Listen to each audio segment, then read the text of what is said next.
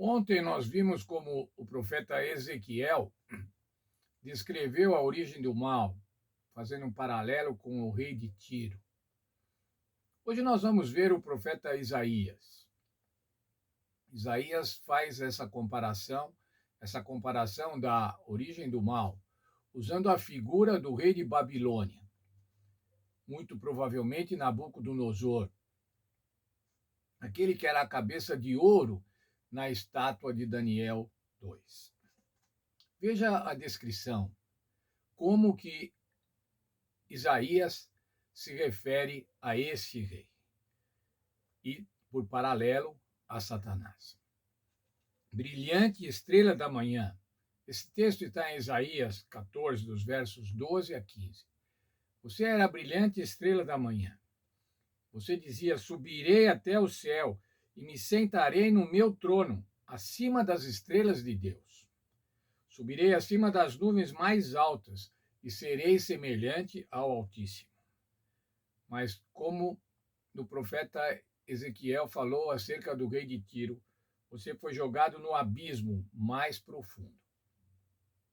Veja, irmãos, a Bíblia apresenta Babilônia e Jerusalém, duas cidades que representam não estar de acordo com a vontade de Deus, conforme Babilônia, ou fazer a vontade de Deus, conforme Jerusalém. Quando estudamos acerca de Nabucodonosor, a gente vê quantas situações ele se colocou no lugar de Deus. Fez a estátua para que todos adorassem, uma estátua de ouro. Não se conformou em ser a cabeça da estátua de Daniel 2, mas pretendia ser para sempre. Pretendia ser Senhor dourado, cheio de ouro para sempre. Babilônia e Jerusalém, irmãos, representam o conflito cósmico entre o bem e o mal. O bem representado por Jerusalém e o mal representado por Babilônia. Isso ao longo da história. Ao longo da história passada e na história futura. Babilônia também vai representar a união das igrejas que não fazem a vontade de Deus contra aqueles que fazem a vontade de Deus nos tempos finais, nos dias finais dessa história. O rei de Babilônia representa o orgulho, a arrogância. E isso se coloca certinho de acordo com a postura de Lúcifer. Serei semelhante ao Altíssimo. Vou me colocar no lugar de Deus. Lúcifer fez no céu, irmãos, várias acusações sobre Deus, mas as principais acusações é que o Senhor Deus era injusto, porque ele fazia uma lei que ele fez uma lei que era impossível de observar, de obedecer. E era cruel, porque ao fazer essa lei impossível de ser observada, ele matava aqueles que não observassem. Isso foi demonstrado, irmãos, que era totalmente diferente na cruz do Calvário. Estudamos isso na lição da semana passada. Mas veja só, irmãos, Lúcifer no céu, aquela figura especial no céu, passou a fazer fofocas e mentiras, acusando ao Senhor Deus de injustiça. Isso foi produto do orgulho, da sua autoexaltação, da sua arrogância. Se arrogar ser igual a Deus. Esse conjunto de características, de más características, que nasceu no coração de Lúcifer, que não foi obra de Deus, que não foi coeterno com Deus, mas surgiu depois, numa das criaturas criadas por Deus, e numa das criaturas especiais criadas por Deus. Esse conjunto de características resultou no pecado. E o pecado resultou na separação de Deus.